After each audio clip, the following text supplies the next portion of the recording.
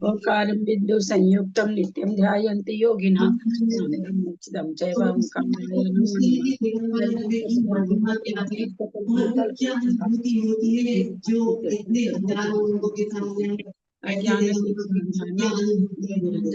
नमः। चक्षुरुन्मीलितं येन तस्मै श्रीगुरुवे नमः। श्री परम गुरुवे नमः। परम्पराचार्य गुरुभ्यो नमः। सकल कलुषविध्वंसकं श्रेषां परिवर्धकं धर्म संबंधकं भक्तजीवनकारकं पुण्य प्रकाश पापणासमिदं शास्त्रं श्री आदि ग्रंथराजनंदेयम् अस्य मूल ग्रंथ कर्तारः श्री सरस्वती देवस्तव उत्तर ग्रंथ कर्ता श्री गंधर देव प्रतिगंधर देवादिशापतिमासाद्य श्रीमत जय श्री जिनसेनाचार्य बिरिचंदम शास्त्रम श्रोतंद सावधानतया शृण्वन्तु। मंगलम भगवान वीरो मंगलम गौतमो गणि मंगलम कुंद कुंदादो जैन धर्मस्तु मंगलम सर्वमंगल मांगल्यम सब कल्याणकारकम प्रधानम सर्वधर्माणां जैनम जयतु शासनम जन्मं जयतु शासनम जैनम जयतु शासनम सरस्वती नमस्तुभ्यं वरदे कामरूपिणि विद्यारंभं करिष्यामि सिद्धिं भवतु मे सदा। जात्संग जिनवानी माता की जय। परम मांगलिक ग्रंथ आदि पुराण ग्रंथ राज की जय। जिनसे आचार्य की जय। पन्नालाल जी साहित्यकार की जय। अढ़ाई दिन में विद्यमान सभी आचार्य उपाध्याय सर्व साधु नमस्तु। सभी आरिका माता जी के चरणों में वंदामी वंदामी वंदामी। सभी छुल्लक छुल्लिका एलक के चरणों में इच्छामी इच्छामी इच्छामी। सभी प्रतिमाधारी के चरणों में वंदना वंदना वंदना। ग्रुप में विराजमान प्रतिमाधारी के चरणों में वंदना। बड़ा जनों का सादर चरण स्पर्श सभी से सादर जय जिने। श्रीमते सकल ज्ञान साम्राज्य पदमीयुषे धर्मचक्र वृते भर्त्रे नमः संसार भीमुषे। बोलो आदिनाथ भगवान की जय। प्रणाम दीदी सभी को। जय जिनेन्द्र। रंजू अजमेरा जी आए हैं क्या? कल्पना जी ने पढ़ लिया था ना परसों? जी मैं आई हूँ। प्रणाम दीदी। हाँ ठीक है, आज पढ़िए आप। एक तो पेज नंबर 521 और सूत्र नंबर है 151। ठीक दीदी को प्रणाम। आदि पुराण ग्रंथ की जय। सभी को जय। 521 21 जी। और सूत्र नंबर 151 से पढ़ना है। जी।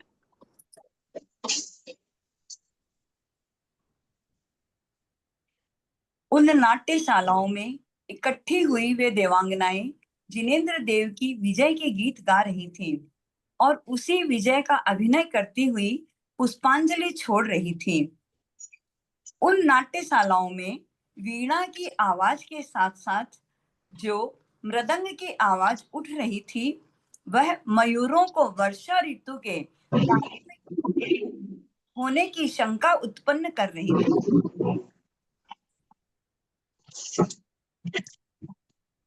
वे दोनों ही नाट्यशालाएं मंजू सरावगी जी म्यूट हो जाइए ना। शर्मिला जी एक बार पेज नंबर बोलिए ना। 521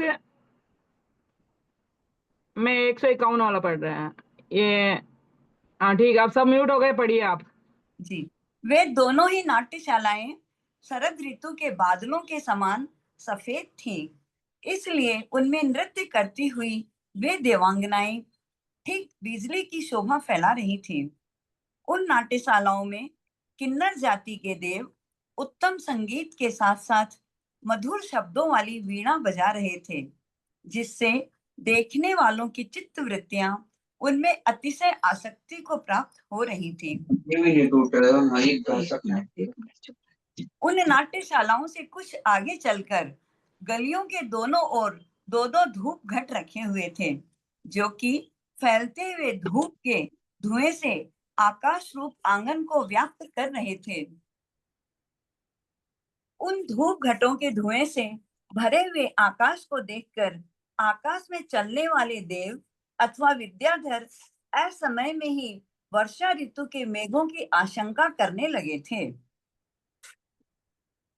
धूप घट को भी मतलब वो आकाश के धुआं बादल जैसे लग रहे थे, मेघों तो विद्याधर असमय में ही वर्षा ऋतु के मेघों की आशंका करने लगे थे।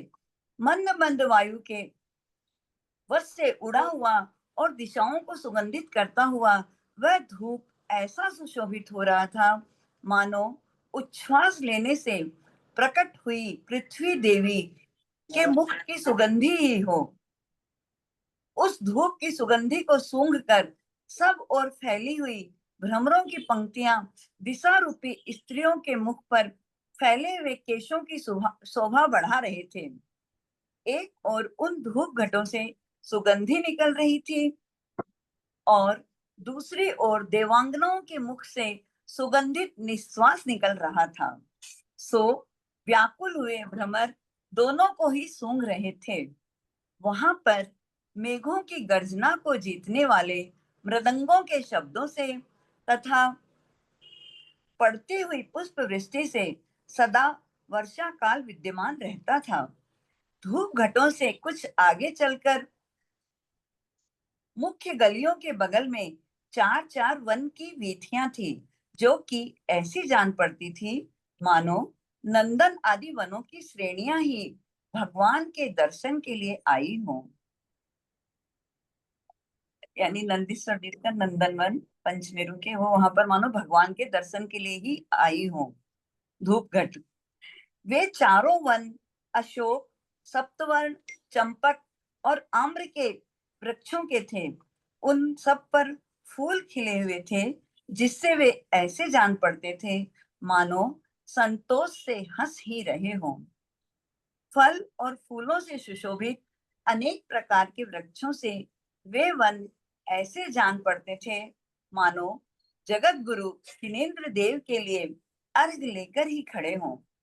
उन वनों में जो वृक्ष थे वे पवन से हिलती हुई शाखाओं से ऐसे सुशोभित हो रहे थे मानो हर्ष से हाथ हिला हिलाकर बार बार नृत्य ही कर रहे हों।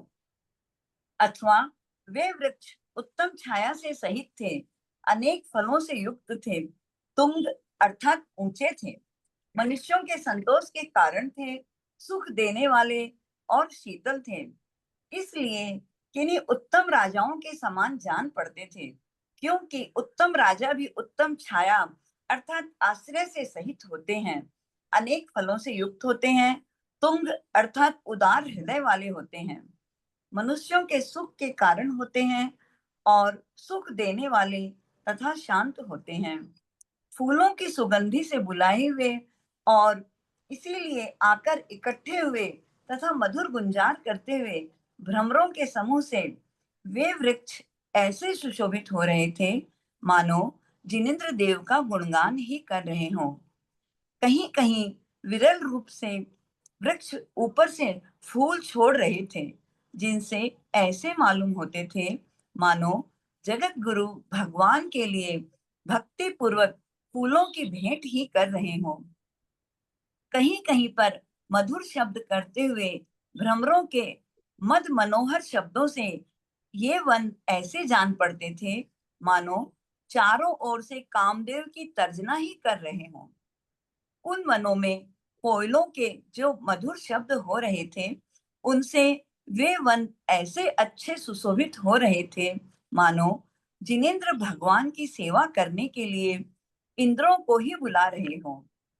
उन वनों में वृक्षों के नीचे की पृथ्वी फूलों के पराग से ढकी हुई थी, जिससे वह मनोहर जान पड़ती थी मानो उसका तल भाग सुवर्ण की धूली से ही ढक रहा हो। इस प्रकार वे वन वृक्षों से बहुत ही रमणीय जान पड़ते थे। वहां पर होने वाली फूलों की वर्षा, ऋतुओं के प्रकार वे वन वृक्षों से बहुत ही रमणीय जान पड़ते थे। वहां पर होने वाली फूलों की वर्षा ऋतुओं के परिवर्तन को कभी नहीं देखती थी, अर्थात वहां सदा ही सब ऋतुओं के फूल फूले रहते थे। उन वनों के वृक्ष इतने अधिक प्रकाशमान थे कि उनसे वहां न तो रात का ही व्यवहार होता था और न दिन का ही। वहां सूर्य की किरणों का प्रवेश नहीं हो पाता था, जिससे ऐसा जान पड़ता था मानो वहां के वृक्षों की शीतलता से डरकर सूर्य ने अपने कर अर्थात किरणों पक्ष में हाथों का संकोच कर लिया हो, यानी अपने किरणों का संकोच कर लिया हो। उन वनों के भीतर कहीं पर तिखुटी और कहीं पर चौखुटी बावड़ियां थीं, तथा वे बावड़ियां स्नान कर बाहर निकली हुई देवांगनाओं के स्तनों पर लगी हुई केसर के घुल जाने से पीली पीली हो रही थी। उन वनों में कहीं कमलों से युक्त छोटे छोटे तालाब थे, कहीं कृत्रिम पर्वत बने हुए थे, कहीं मनोहर महल बने हुए थे और कहीं पर क्रीड़ा मंडप बने हुए थे। कहीं हो गया दीदी। जी प्रणाम। हाँ, वापस हम नंबर शुरू हो रहे हैं, मैं पढ़ रही हूँ। प्रणाम दीदी। कहीं सुंदर वस्तुओं ने के देखने के घर, अजायब घर बने हुए थे, कहीं चित्रशालाएं बनी हुई थी और कहीं एक खंड की तथा कहीं दो तीन आदि खंडों की बड़े बड़े महलों की पंक्तियां बनी हुई थी। कहीं हरी हरी घास से युक्त भूमि थी, कहीं इंद्रगोप नाम के कीड़ों से व्याप्त पृथ्वी थी। कहीं हरी हरी घास के युक्त भूमि थी और कहीं इंद्रगोप नाम के कीड़ों से व्याप्त पृथ्वी थी। दीदी क्या मतलब हुआ इसका? इंद्रगोप नाम के कीड़ों से व्याप्त। वो इंद्रगोप कीड़ा नहीं होता, लाल लाल होता है ना, अच्छा बारिश में उसे झुंड का झुंड दिखाई देता, उसको इंद्रगोप कहते हैं। अच्छा, हिलाओ वो डाला हुआ उसमें। हम्म हाँ नहीं ठीक है दीदी, एक मिनट।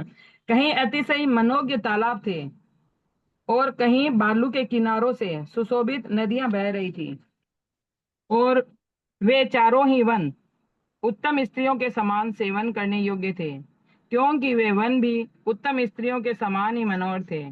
मेदुर अर्थात अतिशय चिकने थे। उनिंद्र कुसुम अर्थात फूले हुए फूलों से सहित, पक्ष में ऋतु धर्म से सहित थे। सस्त्री सस्त्री है क्या, क्या है यहाँ पे? सस्त्री अर्थात शोभा से सहित थे और कामद अर्थात इच्छित पदार्थों के पक्ष में काम के देने वाले थे, अथवा वे इन स्त्रियों के उत्तरीय ओढ़ने की चुनरी वस्त्र के समान सुशोभित हो रहे थे, क्योंकि जिस प्रकार स्त्रियों का उत्तरीय वस्त्र आतप की बाधाओं को नष्ट कर देता है, उसी प्रकार उन वनों ने भी आतप की बाधा को नष्ट कर दिया था। स्त्रियों का उत्तरीय वस्त्र जिस प्रकार उत्तम पल्लव अर्थात अंचल से सुशोभित होता है। उत्तरीय वस्त्र मतलब पल्ला ही हुआ ना दीदी? पल्ला जो ऊपर घाघरा के ऊपर जो चुन्नी ओढ़ते हैं ना, उसको उत्तरी, ऊपर के वस्त्र को उत्तरी कहते हैं, ऊपर जो वस्त्र पहना जाता है उसको उत्तरी कहते हैं। हाँ वही तो चुन्नी मतलब। और आतप की बाधा माने क्या हुआ आंटी जी? धूप आतप की बाधा। अच्छा धूप, आतप माने धूप। अच्छा ठीक। हाँ, और स्त्रियों का उत्तरीय वस्त्र जिस प्रकार पयोधर अर्थात स्तनों का स्पर्श करता है, उसी प्रकार वे वन भी ऊंचे होने के कारण पयोधर अर्थात मेघों का स्पर्श कर रहे थे। उन चारों वनों में से पहला अशोक वन, जो कि प्राणियों के शोक को नष्ट करने वाला था, लाल रंग के फूल और नवीन पत्तों से ऐसा सुशोभित हो रहा था मानो अपने अनुराग का ही वमन कर रहा हो। प्रत्येक गांठ पर सात सात पत्तों को धारण करने वाले सप्तछद वृक्षों का दूसरा वन भी सुशोभित हो रहा था, जो कि ऐसा जान पड़ता था मानो वृक्षों के प्रत्येक पर्व पर भगवान के सजातित्व, सदगृहत्व, पारिवार्य आदि सात परम स्थानों को ही दिखा रहा हो। फूलों के भार से सुशोभित तीसरा चंपक वृक्षों का वन भी सुशोभित हो रहा था और ये ऐसा जान पड़ता था मानो भगवान की सेवा करने के लिए दीपांग जाति के कल्प वृक्षों का वन ही आया हो। ये मतलब समोसरण के बाहर का ही तो वर्णन आ रहा है ना अभी पूरा? हाँ समोसन का ही आ रहा है। हाँ। और तथा कोयलों के मधुर शब्दों से मनोहर चौथा आम्र के वृक्षों का वन भी ऐसा सुशोभित हो रहा था मानो पवित्र उपदेश देने वाले भगवान की भक्ति से स्तुति कर रहा हो। अशोक वन के मध्य भाग में एक बड़ा भारी अशोक का वृक्ष था, जो कि स्वर्ण की बनी हुई 3 कटनीदार ऊंची पीठिका पर स्थित था। वह वृक्ष, जिनमें 4-4 गोपुर द्वार बने हुए हैं, ऐसे 3 कोटों से घिरा हुआ था तथा उसके समीप में ही छत्र, चमर, भृंगार और कलश आदि मंगल द्रव्य रखे हुए थे। जिस प्रकार जम्बू द्वीप की मध्य भूमि में जम्बू वृक्ष सुशोभित होता है, उसी प्रकार उस अशोक वन की मध्य भूमि में वह अशोक नामक चैत्य वृक्ष सुशोभित हो रहा था, जिसने अपनी शाखाओं के अग्रभाग से समस्त दिशाओं को व्याप्त कर रखा है। ऐसा वह अशोक वृक्ष ऐसा शोभायमान हो रहा था मानो समस्त संसार को अशोकमय अर्थात शोक रहित करने के लिए ही उद्यत हुआ हो। समस्त दिशाओं को सुगंधित करने वाले फूलों से जिसने आकाश को व्याप्त कर लिया है, ऐसा वह चैत्य वृक्ष ऐसा सुशोभित हो रहा था मानो सिद्ध विद्याधरों के मार्ग को ही रोक रहा हो। वह वृक्ष नीलमणियों के बने हुए अनेक प्रकार के पत्तों से व्याप्त हो रहा था और पद्मराग मणियों के बने हुए फूलों के गुच्छों से घिरा हुआ था। स्वर्ण की बनी हुई उसकी बहुत ऊंची ऊंची शाखाएं थी। उसका देदीप्यमान भाग वज्र का बना हुआ था तथा उस पर बैठे हुए भ्रमरों के समूह को मनोहर झंकार कर रहे थे। उनसे अरे वह वज्र ऐसा का बना हुआ माने इसमें वज्र का क्या हुआ आंटी? वज्र का बना हुआ उसका दे दीप्यमान भाग। स्वर्ण हाँ की बनी हुई बहुत ऊंची ऊंची शाखाएं उसका हाँ उसका देदीप्यमान भाग वज्र का बना हुआ था। वज्र का बना हुआ माने कभी टूटेगा नहीं जैसे। हाँ, हाँ वज्र यानी पत्थर। हम्म, हाँ दीदी बताइए। हम्म।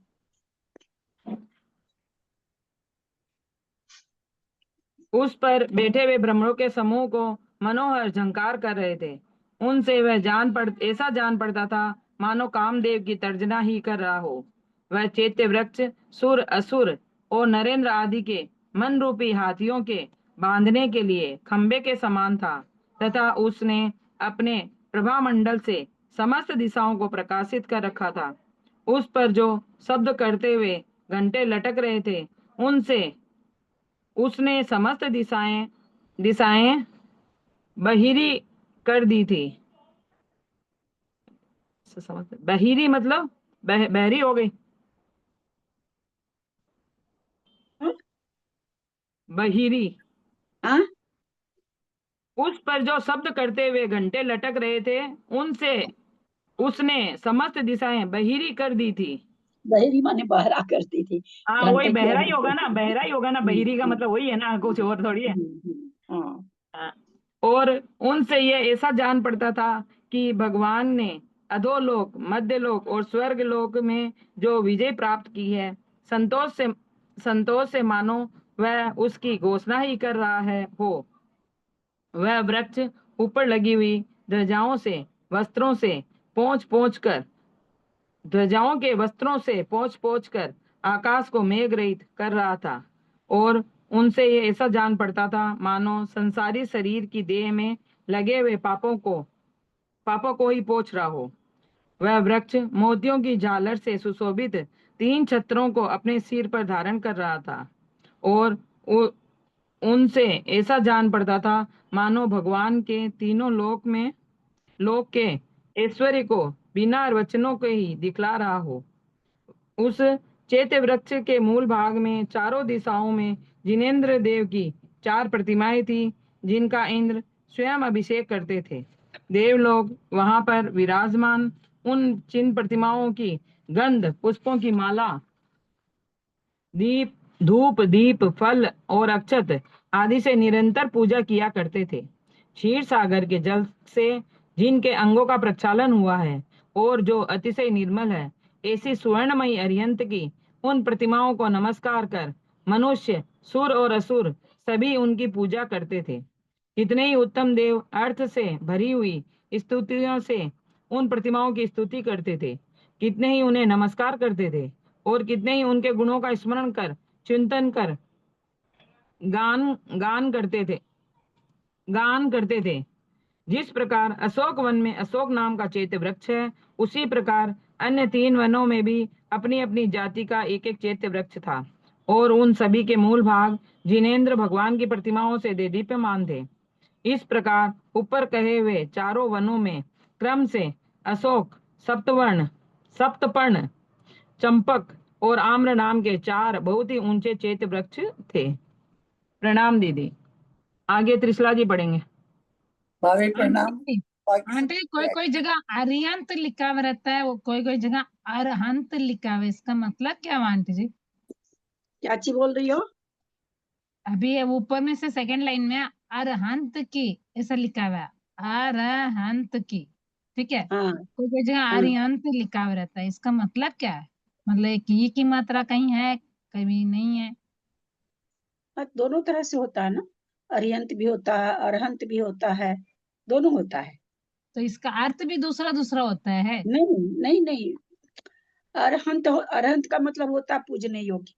अरिहंत का होता है कि जिसने कर्म रूप शत्रु को मार दिया। दोनों अरहंत भगवान के लिए है। अच्छा, भाभी अरहंत माने मतलब प्रतिमा हो गया। प्रतिमा नहीं, पूजने योग्य। अरहम मतलब अरहम मतलब होता है पूज्य। भाई प्रणाम। वन में अरहंत की जिन प्रतिमाएं, मतलब उन प्रतिमाओं को हो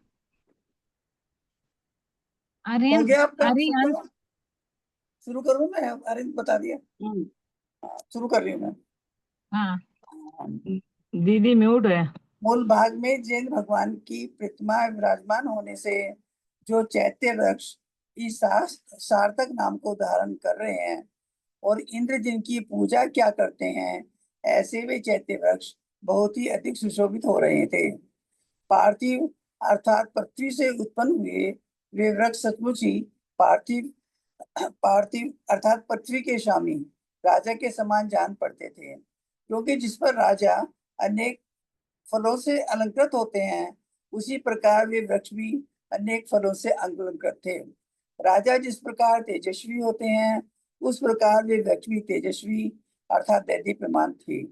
राजा जिस प्रकार अपने पाद अर्थात पैरों से समस्त पृथ्वी को आक्रांत किया करते थे, समस्त पृथ्वी में अपना यातायात रखते थे, उसी प्रकार वे वृक्ष भी अपने पाद अर्थात जड़ भाग से समस्त पृथ्वी को आक्रांत कर रहे थे।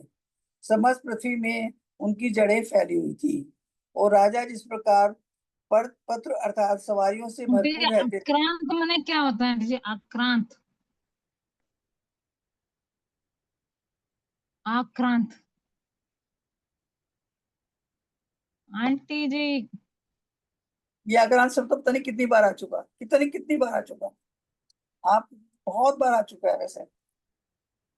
अभी इसमें 2 बार तो आ गया, आक्रांत कर रहे थे। आक्रांत माने और राजा जिस प्रकार पत्र अथवा सवारियों से भरपूर रहते थे, उसी प्रकार वे वृक्ष भी पत्र अर्थात पत्तों से भरपूर थे। वे वृक्ष अपने पल्लव अर्थात लाल ने कोपलों से ऐसे जान पड़ते थे मानो अंतरंग कामरागी प्रकट कर रहे हों, और फूलों के समूह से ऐसे सुशोभित हो रहे थे मानो हृदय की प्रसन्नता ही दिखला रहे हों। इस प्रकार वे वृक्ष भगवान की सेवा कर रहे थे, जबकि उन वृक्षों को का ही ऐसा भारी महात्म्य था। तब उपमा रहित भगवान ऋषभदेव के केवल ज्ञान रूपी विभव के विषय में कहना ही क्या है, वह तो सर्वथा अनुपम ही था। उन वनों के अंत में चारों ओर एक एक वनवेदी थी, जो कि ऊंचे ऊंचे 4 गोपुर द्वारों से आकाश रूपी आंगन को रोक रही थी। वह स्वर्णमयी वनवेदिका सब ओर से रत्नों से जड़ी हुई थी, जिससे ऐसा जान पड़ती थी मानो उस वन की तरगनी ही हो, अथवा वह वन वेदिका भव्य जीवों की बुद्धि के समान शोभित हो रही थी। क्योंकि जिस प्रकार भव्य जीवों की बुद्धि उदग्र अर्थात उत्कृष्ट होती थी, उसी प्रकार वह वन वेदिका भी उदग्र अर्थात बहुत ऊंची थी। भव्य जीवों की बुद्धि जिस प्रकार सहचर्या अर्थात उत्तम चरित्र से सहित होती है, उसी प्रकार वह वन वेदिका भी सचर्या अर्थात रक्षा से सहित थी। भव्य जीवों की बुद्धि जिस प्रकार सम्याबनम सम्य प्लस अवनम संस्कृत्य अर्थात आगम रक्षा का आशय कर प्रवृत्त रहती है, उसी प्रकार वह वन वेदिका भी सम्याबनम वनम सम्या संस्कृत्य अर्थात वन के समीप भाग का आशय कर प्रवृत्त हो रही थी, अथवा वह वन वेदिका सुगुप्तांगी अर्थात सुरक्षित थी, सती अर्थात समीचीन थी, रुचिरा अर्थात दैदीप्यमान थी, सूत्रपा अर्थात सूत्र की रक्षा करने वाली थी, सूत के नाप से बनी हुई थी, कहीं ऊंची नीची नहीं थी, और वन के चारों ओर से घेरे हुए थी, इसलिए किसी सत्पुरुष की बुद्धि के समान जान पड़ती थी, क्योंकि सत्पुरुष की बुद्धि भी सुगुप्तांगी अर्थात सुरक्षित होती है, पापाचारों से अपने शरीर को सुरक्षित रखती है, सती अर्थात शंका आदि दोषों से रहित होती है, रुचिरा अर्थात शुद्ध गुण प्रदान करने वाली होती है, सूत्रपा अर्थात आगम की रक्षा करने वाली होती है, और सूत्र पावनम अर्थात सूत्रों से पवित्र जैन शास्त्र को घेरे रहती है, उन्हीं के अनुकूल प्रवृत्ति करती है। उस वेदिका के प्रत्येक गोपुर द्वार में घंटाओं के समूह लटक रहे थे, मोतियों की झालर तथा फूलों की मालाएं सुशोभित हो रही थी। उस वेदिका के चांदी के बने हुए चारों ओर गोपुर द्वार बने हुए चारों गोपुर द्वारा अष्ट मंगल द्रव्य, संगीत, बाजों का बजना, नृत्य तथा रतन में आभरणों से युक्त तोरणों से बहुत सुशोभित हो रहे थे। उन वेदिकाओं से आगे स्वर्ण में खंभों के अग्रभाग पर लगी हुई अनेक प्रकार की ध्वजाओं की पंक्तियां महावीथी के मध्य की भूमि अलंकृत कर रही थी। वे ध्वजाओं के खंभे मणिमयी पीठिकाओं पर स्थित थे, दैदीप्यमान कांति से युक्त थे, जगत मान्य थे, अतिशय ऊंचे थे, इसीलिए किन्हीं उत्तम राजाओं के समान सुशोभित हो रहे थे, क्योंकि उत्तम राजा भी मणिमय आसनों पर स्थित होते हैं, बैठते हैं, दैदीप्यमान कांति से युक्त होते हैं, जगत मान्य होते हैं, संसार के लोग उनका सत्कार करते हैं और अतिशय उन्नत तथा उदाहरण हृदय होते हैं। उन खंभों की चौड़ाई 88 उंगल कही गई है, उनका अंतर 25-25 धनुष प्रमाण जानना चाहिए। सिद्धार्थ वृक्ष, चैत्य वृक्ष, कोट, वन वेदिका, स्तूप, तोरण सहित मानस्तंभ और ध्वजाओं के खंभे, ये सब तीर्थंकरों के शरीर की ऊंचाई से 12 गुने ऊंचे होते हैं, और विद्वानों ने इनकी चौड़ाई आदि इनकी लंबाई के अनुरूप ही बतलाई है। इसी प्रकार आगम के जानने वाले विद्वानों ने वन और वन के मकान पर्वतों की भी यही ऊंचाई बताई है, अर्थात ये सब भी तीर्थंकर के शरीर से 12 गुने ऊंचे ही होते हैं। पर्वत अपनी ऊंचाई से 8 गुने चौड़े होते हैं, और स्तूपों का व्यास विद्वानों ने अपनी ऊंचाई से कुछ अधिक बतलाई है। परम ज्ञान रूपी समुद्र के पारगामी गंधर्व देवों ने वन वेदियों की चौड़ाई वन की ऊंचाई से चौथाई बताई है। ध्वजाओं में माला, वस्त्र, मयूर, कमल, हंस, गरुड़, सिंह, बैल, हाथी और चक्र के चिन्ह थे, इसीलिए उनके 10 वेद हो गए थे। एक एक दिशा में एक एक प्रकार की ध्वजाएं 108 थी। वे ध्वजाएं बहुत ही ऊंची थी और समुद्र की लहरों के समान जान पड़ती थी। वायु से छिलता हुआ उन ध्वजाओं के वस्त्रों का समुदाय ऐसा शोभित हो रहा था, मानो जिन्हें भगवान की पूजा करने के लिए मनुष्य और देवों को बुलाना ही चाहता हो। मालाओं के चिन्ह वाली ध्वजाओं पर फूलों की बनी हुई दिव्य मालाएं लटक रही थी, और वे ऐसी जान पड़ती थी मानो भव्य जीवों का सोमनस्य अर्थात सरल परिणाम दिखलाने के लिए ही इंद्रों ने इन्हें बनाया हो।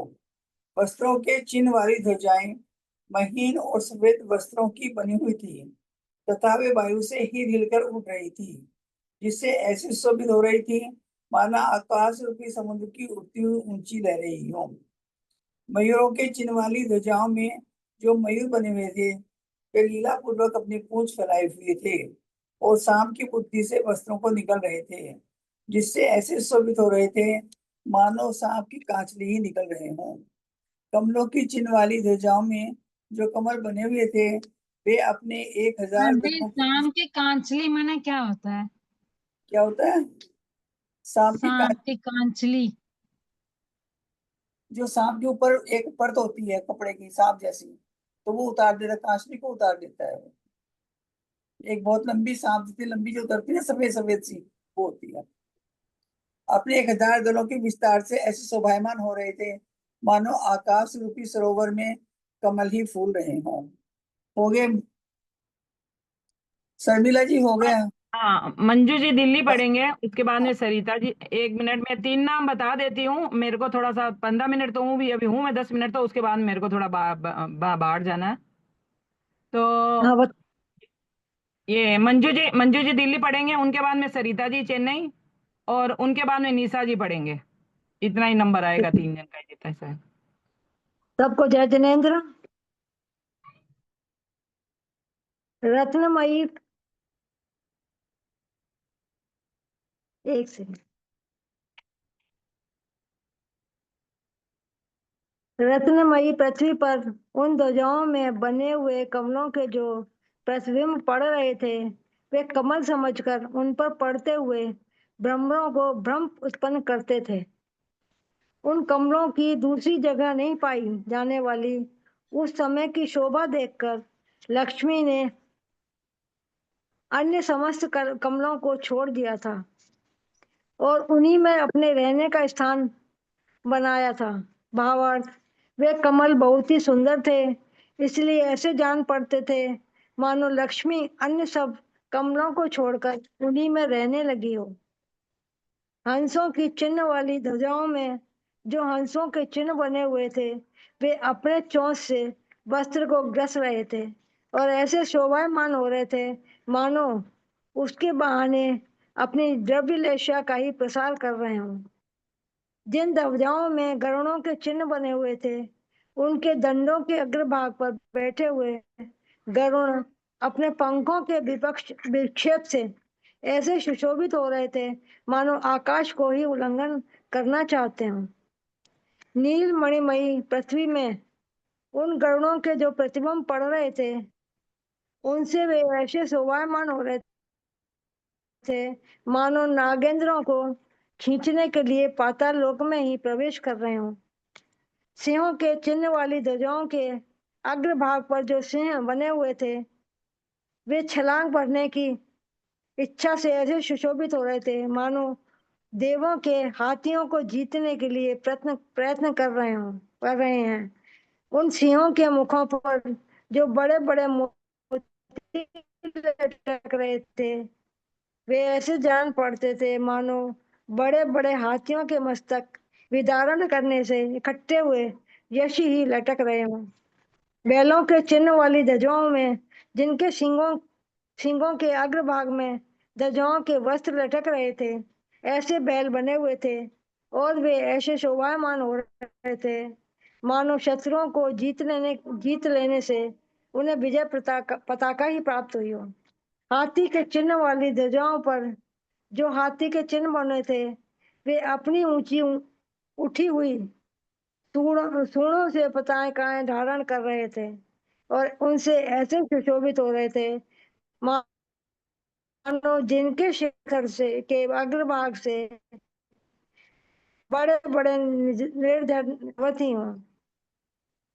और चक्रों के चिन्ह वाली ध्वजाओं में जो चक्र बने हुए थे, उनमें हजार हजार आरियां थीं तथा उनकी किरणें ऊपर की ओर उठ रही थीं।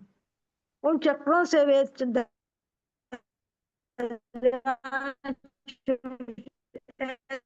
ऐसी सुशोभित हो रही थी। इस प्रकार वे महाध्वजाएं ऐसी फैला रही थी मानो आकाश को साफ ही कर रही हों अथवा दिशा रूपी स्त्रियों को आलिंगन ही कर रही हों अथवा पृथ्वी का आस्फालन ही कर रही हों। इस प्रकार मोहिनी कर्म को जीत लेने से प्राप्त हुई वे ध्वजाएं अन्य दूसरी जगह नहीं पाए जाने वाले भगवान के तीनों लोकों के स्वामित्व को प्रकट करती हुई बड़ी ही सुशोभित हो रही थी। एक एक दिशाओं में सब ध्वजाएं 1080 थी और चारों दिशाओं में 4320 थी। उन ध्वजाओं के अनंतर ही भीतर के भाग में चांदी का बना हुआ एक बड़ा भारी कोट था, जो कि बहुत सुशोभित था और अद्वितीय अनुपम होने पर भी द्वितीय था, अर्थात दूसरा कोट था। पहले कोट के समान इसके भी चांदी के बने हुए 4 गोपुर द्वार थे और वे ऐसे सुशोभित हो रहे थे मानो वे गोपुर द्वारों के बहाने से इकट्ठी हुई पृथ्वी रूपी देवी के हास्य की शोभा ही हो, जिनमें अनेक आवरण सहित तोरण लगे हुए हैं। ऐसे उन गोपुर द्वारों में जो निधियां रखी हुई थीं, वे कुबेर के ऐश्वर्य की भी हंसी उड़ाने वाली बड़ी भारी कांति को फैला रही थीं। उस कोट की और सब विधि पहले कोट के वर्णन के साथ ही कही जा चुकी है। पुनरुक्ति दोष के कारण यहाँ फिर से उनका विस्तार के साथ वर्णन नहीं किया जा रहा है। पहले के समान यहाँ भी अनेक महाबीति के दोनों ओर 2 नाट्यशालाएं थीं। पुनरुक्ति दोष के कारण, माने पुनरुक्ति माने क्या होता है? पुनरुक्ति, कहना बार बार पुनरुक्ति कहना, दोषों पुनरुक्ति के का कारण, पुनरुक्ति माने बार बार कहना। बार बार कहना। पहले के समान यहाँ भी प्रत्येक महाबीति के दोनों ओर 2 नाट्यशालाएं थीं और 2 धूप घट रखे हुए थे। इस कक्षा में विशेषता इतनी है कि धूप घटों के बाद गलियों के बीच के अंतराल में कल्प वृक्षों का वन था, जो कि अनेक प्रकार के रत्नों की कांति के फैलने से दीप्यमान हो रहा था। उस वन के वे कल्प वृक्ष बहुत ही ऊंचे थे, उत्तम छाया वाले थे, फलों से सुशोभित थे और अनेक प्रकार की माला, वस्त्र तथा आभूषणों से सहित थे। इसलिए अपनी शोभा से राजाओं के समान जान पड़ते थे, क्योंकि राजा भी बहुत ऊंचे अर्थात में इतना अश्लील चीज सब हो गया। हाँ मैंने जैसे उस शोभा वन के वृक्ष बहुत ऊंचे थे, उत्तम छाया वाले थे, फलों से सुशोभित थे और अनेक प्रकार की माला, वस्त्र, माने फूल, फल भी हो गया और माला भी हो गया, वस्त्र आभूषण सहित सब चीज हो गया। ऐसे कल्प सभी वृक्ष, चीज हाँ, तो सभी चीज देते हैं ना। कल्प वृक्ष तो 10 माने प्रकार के होते एक हैं ना। में सब चीज। एक एक नहीं देता, सब चीज अलग अलग, कोई कुछ देता अलग कोई अलग कुछ नाम देता है। यहाँ पर तो उन वन के, उस वन के वे कल्प वृक्ष बहुत ऊंचे थे। कल्प वृक्षों का ना तो चाहिए था ना, फिर कल्प वृक्ष ही लिखा हुआ है, मैंने एक ही हुआ ना कल्प वृक्ष। तो उस वन के वे कल्प वृक्ष, वे लिख दिया ना, तो वे वे का माने मतलब जगत बहुत सारे हो गए ना। कल्प वृक्ष तो कई प्रकार 10 प्रकार के होते हैं। कल्प वृक्षों आता ना आंटी जी, कल्प वृक्ष ही लिखा हुआ है, इसीलिए पूछ रही थी। वे लिख दिया, वह लिखते ना, नहीं तो वह कल्प वृक्ष होता ना। वे देखो लिख साथ दिए तो वे मतलब हो गया ना, वे कल्प वृक्ष माने वे सारे कल्प वृक्ष। हाँ, तब तो ठीक है, मेरे को हिंदी इतना नहीं आता इसीलिए पूछ ली। कल्प वृक्ष लिखा हुआ है, कल्प वृक्षों क्यों नहीं लिखा हुआ है? ठीक है आंटी। क्योंकि राजा भी बहुत ऊंचे अर्थात अतिशय श्रेष्ठ अथवा उदार होते हैं, उत्तम छाया अर्थात कांति से युक्त होते हैं, अनेक प्रकार की वस्तुओं की प्राप्ति रूपी फलों से सुशोभित होते हैं और तरह तरह की माला, वस्त्र तथा आभूषणों से युक्त होते हैं। जय जन नहीं, अभी 5 रह गए। उन कल्प वृक्षों को देखकर ऐसा मालूम होता था मानो अपने 10 प्रकार के कल्प वृक्षों की पंक्तियों से युक्त हुए देव कुरु और उत्तर कुरु ही भगवान की सेवा करने के लिए आए हों। ये लिख रखा 10 प्रकार के कल्प वृक्ष, 10 प्रकार के कल्प वृक्ष लिख रखा है इसमें। हाँ आंटी जी लिखा हुआ है, वो हमको थोड़ा सा डाउट हो गया था, कल्प वृक्षों नहीं लिखा हुआ है, सारा चीज एक में ही बता रहे हैं, इसीलिए पूछ लिए। उन कल्प वृक्षों के फल आभूषणों के समान जान पड़ते थे, नवीन कोमल पत्ते वस्त्रों के समान मालूम होते थे और शाखाओं के अग्रभाग पर लटकती हुई मालाएं बड़ी बड़ी जटाओं के समान सुशोभित हो रही थी। उन वृक्षों के नीचे छाया तल में बैठे हुए देव और धर्मेंद्र अपने अपने भवनों में प्रेम छोड़कर वहीं पर चिरकाल तक क्रीड़ा करते रहते थे। ज्योतिष देव ज्योति रंग जाति के कल्प वृक्षों में, कल्पवासी देव दीपांग जाति के कल्प वृक्षों में, और भवनवासियों के और है जैसे ज्योतिष्क देव फिर ज्योति रंग जाति कल्प रक्षण, माने ये क्या हो गया आंटी जी? तो बस बता रहे हैं ज्योतिष किस किस वृक्ष के नीचे कौन कौन सा देव ये कर रहा है, ठहर रहा है, आनंद मना रहा, वही आया सब जाति के देव के लिए अलग अलग।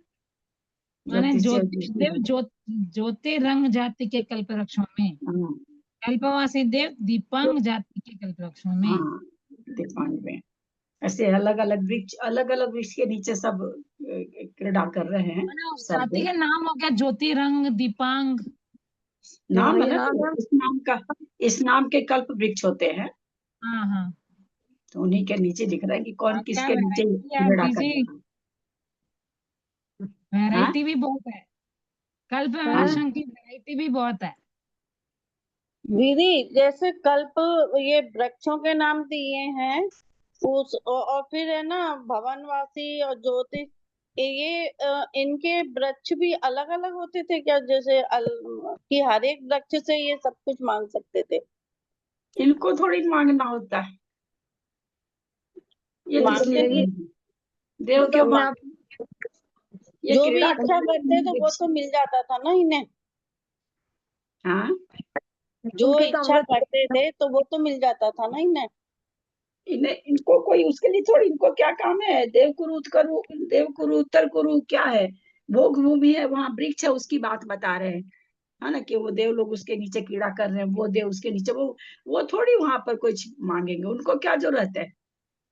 अच्छा अच्छा। लेकिन जीजी भोग भूमिया जीव तो मांगेंगे ही ना, वहाँ के देव कुरु उत्तर कुरु में जो है, हाँ, वो तो भोग भूमिया तो मांगेंगे ही मांगेंगे ना, देव कुरु उत्तर कुरु। भोग भूमि के मनुष्य मांगेगा ना, देव किस लिए हाँ, मांगेंगे? नहीं देव नहीं ये मांगेंगे, वही मनुष्य देव मांगेंगे। तो की ये जो पूछ रहे हैं कि क्या अलग अलग होते हैं क्या, तो अलग अलग होते हैं ना। दीपांग कुछ देता है, ज्योतिरंग कुछ देता है, ऐसे 10 कल्प वृक्षों के नाम वैसे तो दिए हुए हैं ना अलग अलग। हाँ, भोजनांग मतलब अलग अलग कल्प वृक्ष का अलग अलग वो है कि कोई खाली फल फ्रूट्स देता है, कोई मतलब जैसे खाने के खाए ले पदार्थ पेय पदार्थ, ऐसे अलग अलग नाम के अलग अलग कल्प वृक्ष अलग अलग चीज देते हैं। आंटी जी यहाँ पर यदा योग्य प्रीति धारण करते थे, इसका मतलब क्या हुआ? कौन मतलब यदा योग्य प्रीति धारण कर रहे थे? कहाँ पर है? इसी इसमें लाइन में आएगा 49 में। हाँ, आएगा अब आएगा। भवनवासियों के इंद्र मालांग जाति के कल्प वृक्षों में यथा योग प्रीति धारण करते थे। यथा इसी प्रीति योग्य धारण, है, यथा हाँ योग्य। हाँ, यथा योग प्रीति धारण करते थे। तो कौन करते थे प्रीति धारण? देव देव लिखा है ना, भवनवासी के मलांग जाति के देव। मलांग जाति के देव ने मलांग जाति के कल्प वृक्ष। सब वृक्षों में, हाँ। भवनवासी मतलब हाँ इंद्र मालांग जाति के कल्प वृक्ष में यदा योग्य प्रीति धारण करते। प्रीति धारण कर रहे थे माने मतलब कौन क्या कर रहे थे, हमको समझ नहीं आया। हाँ, ये माने कह रहे देव हैं। लोग देव लोग प्रीति हाँ करते थे क्या उस कल्प हाँ, वृक्ष नीचे? देव लोग यथा योग प्रीति धारण करते थे।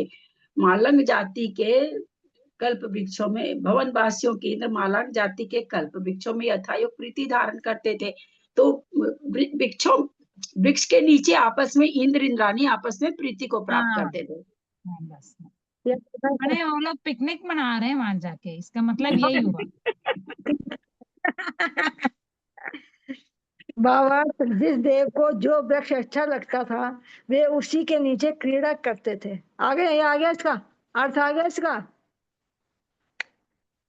वह कल्प वृक्षों का वन वधूवर के समान सुशोभित हो रहा था, क्योंकि जिस प्रकार वधूवर मालाओं से सहित होते हैं उसी प्रकार वह वन भी मालाओं से सहित था।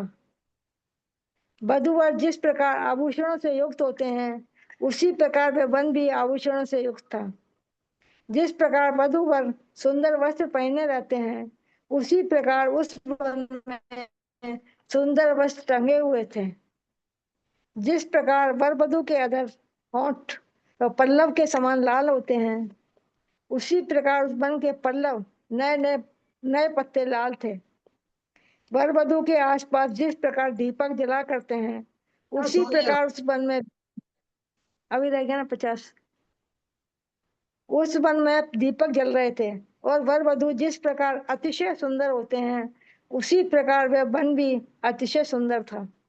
भावार्थ, उस वन में कई मालांग जाति के वृक्षों पर मालाएं लटक रही थीं, कई भूषणांग जाति के वृक्षों पर भूषण लटक रहे थे, कई वस्त्रांग जाति के वृक्षों पर सुंदर सुंदर वस्त्र टंगे हुए थे। कई उन वृक्षों भूषण माने में क्या होता है भूषण? हाँ, भूषण या आभूषण आभूषण आभूषण आभूषण जैसे चेन वेन पहन रखी है, गले का हार वार, ये सब आभूषण में ही तो है, भूषण में देते हैं। गहने आभूषण तो गहने बहुत बार आ चुका, पता नहीं कितनी बार आ चुका अभी तक, बहुत बार आ चुका आभूषण तो। अरे राजा नहीं तो आता हूँ। आभूषण ही लिख देते हैं ना, दीदी- भूषण लिखा हुआ दीदी है का इसीलिए। एक मिनट, दीदी को बोलने दीजिए, सब आंसर मत दीजिए। भूषण वही आभूषण हो, भूषणांग वृक्ष से आभूषण मिलते हैं, वही भूषण होगा वहां पर। भूषण वही मतलब है। भूषण का है ना। हाँ, तो वही आभूषण लिखने से समझ में आ जाता हमको, लेकिन भूषण लिखा हुआ है इसलिए पूछ लिया। वही वस्त्रांग जात के वृक्षों पर सुंदर सुंदर वस्त्र टंगे हुए थे। कहीं उन वृक्षों में नए नए लाल लाल पत्ते लगे हुए थे और कहीं दीपांग जाति के वृक्षों पर अनेक दीपक जल रहे थे। हो गया, देखने। उन वृक्षों के मध्य भाग में सिद्धार्थ वृक्ष थे। सिद्ध भगवान की प्रतिभाओं से अधिष्ठित होने के कारण उन वृक्षों के मूल भाग बहुत ही दीप्यमान हो रहे थे और उन सब से वे वृक्ष सूर्य के समान प्रकाशमान हो रहे थे।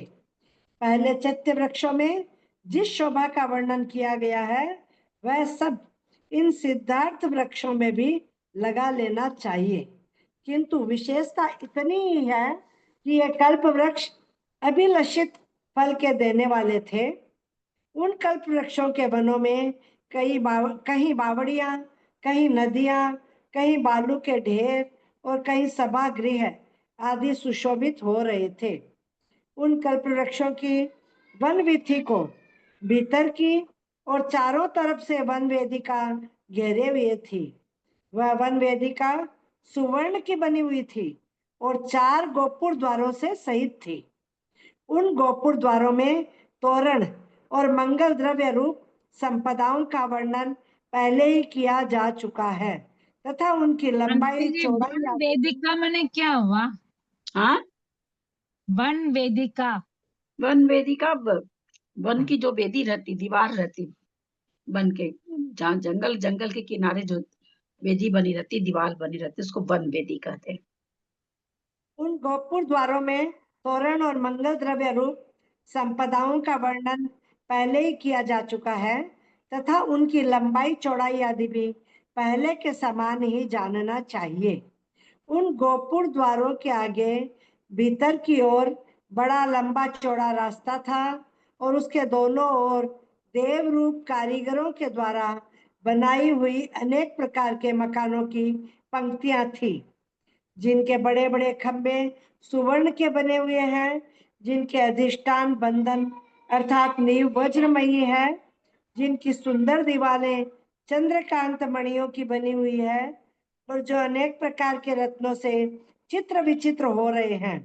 ऐसे वे सुंदर मकान कितने ही 2 खंड के थे, कितने ही 3 खंड के और कितने ही 4 खंड के थे, कितने ही चंद्रशालाओं यानी मकानों के ऊपरी भाग से सहित थे तथा कितने ही अट्टालिका आदि से सुशोभित थे, जो अपनी ही प्रभा में डूबे हुए हैं। ऐसे अट्टालिका माने क्या हुआ? अट्टालिका अट्टालिका माने क्या, कैसे बताए, महल की अट्टालिका, महल के ऊपर के हिस्से को अट्टालिका कहते थे। वो छत जो बोलते हैं वो? हाँ, छत तो उन लोग के अपने जैसी छत थोड़ी होती, अट्टालिका कहलाती, बहुत बड़ी बड़ी होती थी ना, तो उसको अट्टालिका कहते थे। माने अपने सिक्कर तो जैसे, हाँ, जैसे मंदिर का सिक्कर जैसे? नहीं नहीं, शिखर क्यों होगा, अट्टालिका बहुत, अट्टालिका नाम क्यों होगी, बहुत बड़े बड़े होते थे अट्टालिका।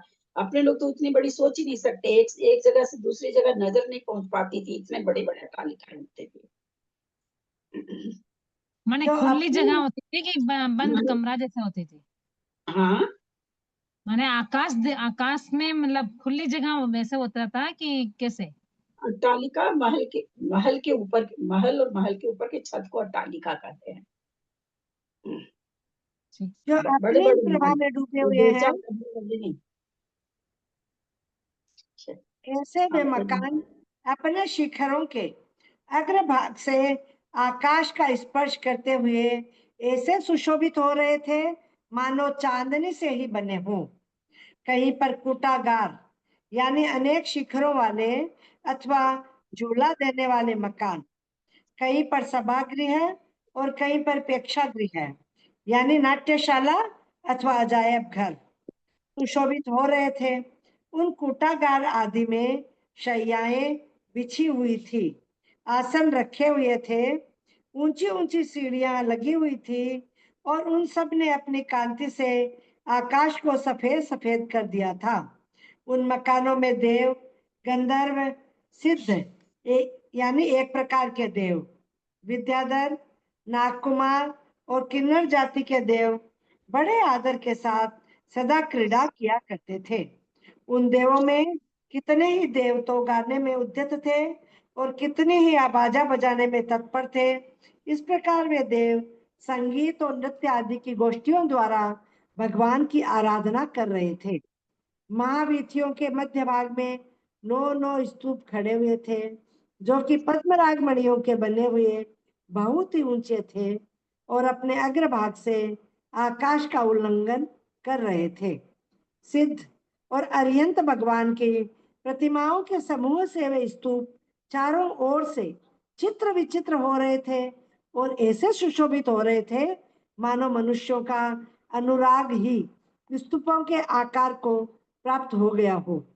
वे स्तूप ठीक मेरू पर्वत के समान सुशोभित हो रहे थे, क्योंकि जिस प्रकार मेरू पर्वत अपनी ऊंचाई से आकाश को घेरे हुए है, उसी प्रकार वे स्तूप भी अपनी ऊंचाई से आकाश को घेरे हुए थे। जिस प्रकार मेरू पर्वत विद्याधरों के आंटी द्वारा स्तूप बने हाँ, उसी प्रकार वह स्तूप भी अपनी ऊंचाई से आकाश को घेरे हुए थे। स्तूप माने स्तूप होते ना, बड़े बड़े स्तूप, बौद्ध मठ वगैरह में आप देखते होंगे, उसमें स्तूप बने ऊपर ऊपर ऊपर जो बना रहती है, एक आकृति रहती है खास तरह की, उसको स्तूप कहते हैं, जो बहुत ऊंचे ऊंचे पे बनते हैं। माने वो क्या होता क्या है मतलब स्तूप? स्तूप क्या होता है? स्तूप पे खंबा ही होता गोलाई में होगा, जो खंबा गुम्बद, जो खंबा गोलाई में गुम्बद होता है उसको बोलते हैं क्या दीदी? जो लंबा खंबा होता है ना, गोलाई बनाया हुआ।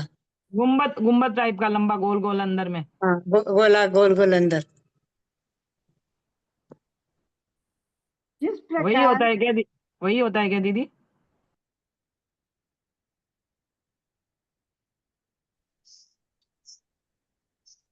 जिस प्रकार मेरू पर्वत विद्याधरों के द्वारा आराधना करने योग्य है, उसी प्रकार वे स्तूप भी विद्याधरों के द्वारा आराधना करने योग्य थे। और जिस प्रकार सुमेरु पर्वत पूजा को प्राप्त है, उसी प्रकार वे स्तूप भी पूजा को प्राप्त थे। सिद्ध तथा चारण मुनियों के द्वारा आराधना करने योग्य वे अतिशय ऊंचे स्तूप ऐसे सुशोभित हो रहे थे मानो स्तूपों का आकार धारण करती हुई भगवान की 9 केवल लब्धियां ही हो। उन स्तूपों के बीच में आकाश रूपी आंगन को चित्र विचित्र करने वाले रत्नों के अनेक वंदनवार बंधे हुए थे, जो कि ऐसे सुशोभित हो रहे थे मानो इंद्रधनुष के ही बंधे हुए हो। उन स्तूपों पर छत्र लगे हुए थे, पताकाएं फहरा रही थी, मंगल द्रव्य रखे हुए थे और इन सब कारणों से वे लोगों को बहुत ही आनंद उत्पन्न कर रहे थे। इसलिए ठीक राजाओं के समान सुशोभित हो रहे थे, क्योंकि राजा लोग भी छत्र पताका और सब प्रकार के मंगलों से सहित होते हैं तथा लोगों को आनंद उत्पन्न करते रहते हैं। उन स्तूपों पर जो जिनेंद्र भगवान की प्रतिमाएं विराजमान थी, भव्य लोग उनका अभिषेक कर उनकी स्तुति और पूजा करते थे तथा प्रदक्षिणा देकर बहुत ही हर्ष को प्राप्त होते थे। उन बौद्ध स्तूपों स्तूप वगैरह नहीं देखे हैं क्या आप? क्या नाम है, पुष्पा जी, बौद्ध स्तूप वगैरह नहीं देखी हैं आज तक आप? एक गोलाकार ऐसे बना रहता ना बौद्ध स्तूप वगैरह, तो सभी कोई देखे होगी, जगह जगह पर है।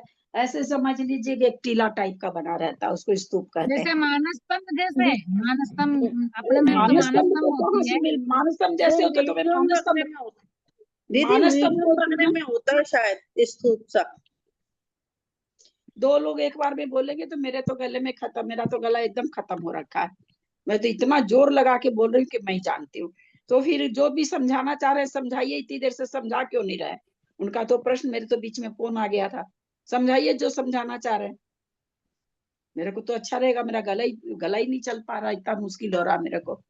समझाइए कौन समझाना चाह रहे हैं।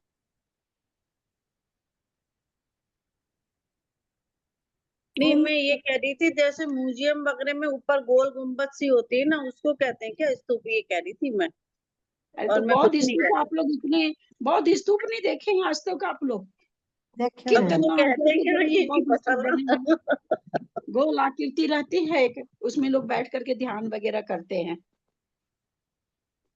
उन स्तूपों और मकानों की पंक्तियों से घिरी हुई पृथ्वी को उल्लंघन कर उसके कुछ आगे आकाश के समान स्वच्छ स्फटिक मणि का बना हुआ कोट था, मिलता जो है कि तो भेजती इतना सुशोभित हो रहा था मानो आकाश ही उस कोट रूप हो गया हो, अथवा विशुद्ध परिणाम होने से और जिनेंद्र भगवान के समीप ही सेवा करने से वह कोट भव्य जीव के समान सुशोभित हो रहा था, क्योंकि भव्य जीव भी विशुद्ध परिणामों यानी भावों का धारक होता है और जिनेंद्र भगवान के समीप रहकर ही उनकी सेवा करता है।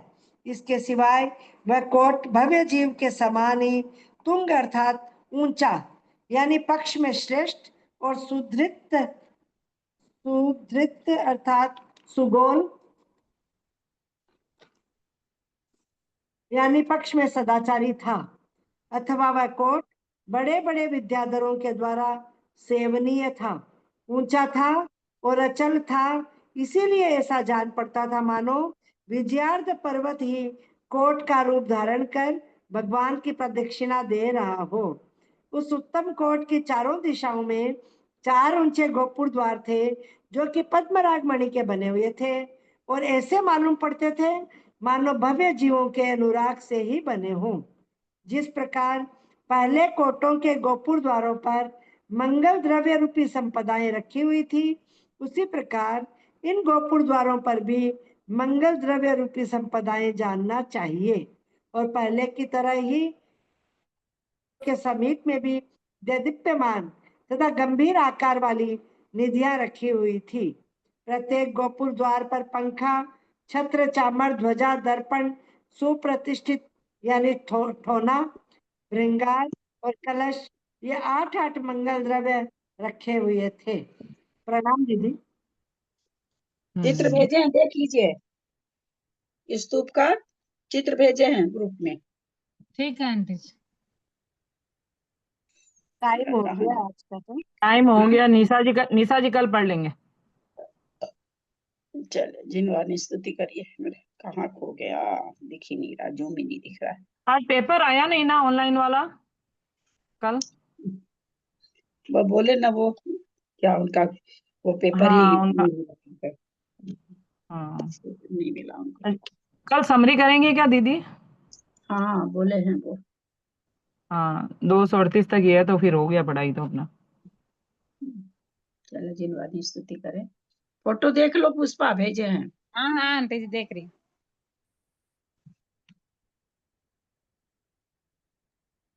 ध्यान दे सुझे लो।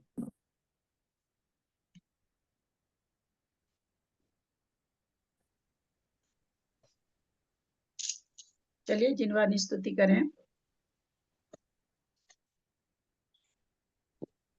कोई और कर ले, मेरे को थोड़ा बाहर निकलना है। मैंने जिनवाणी स्तुति बोल ली मन में। अरे, प्रणाम दीदी, मैं बंद कर रही हूँ अभी। इतनी देर के बाद ये बात क्यों बोली? मैं पहले बोली। नौवार नमोकार मंत्र बोलने लग गई थी दीदी, मैं बोल के जिनवा ज्ञावानी के ज्ञान से बोल के नौवार नमोकार मंत्र बोलने। मैं वर्क कर रही हूँ। हाँ मैं प्रणाम दीदी, मैं जा रही हूँ। हे शारदे माँ, हे शारदे हे माँ, माँ अज्ञानता से हमें हमें तार दे। तार देना। मुनियों ने समझी, मुनियों ने जानी, शास्त्रों की भाषा, आगम की वाणी।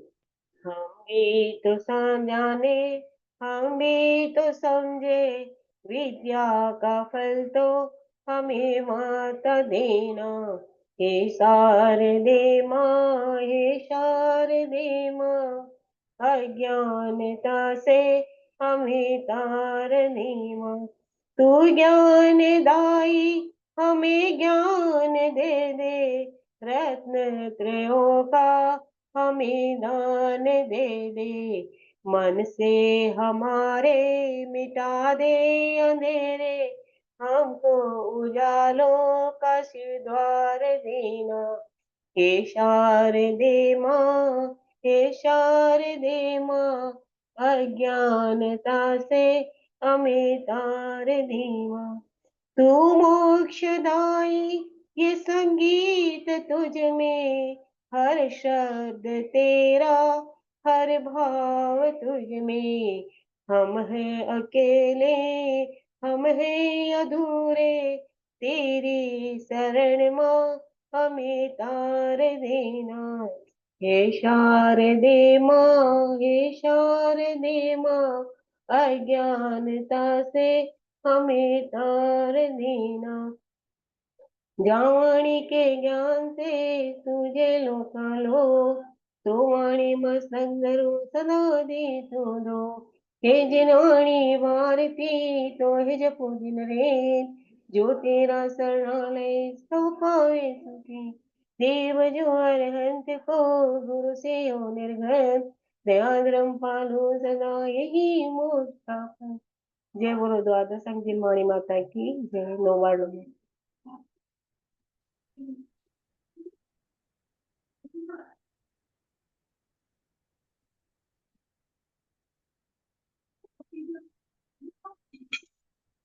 प्रणाम भी। सभी को सादर सच को वंदना, बड़ों का सादर प्रणाम, सबको जय जिनेन्द्र। प्रणाम। बड़ों को प्रणाम, सभी को जय जिनेन्द्र।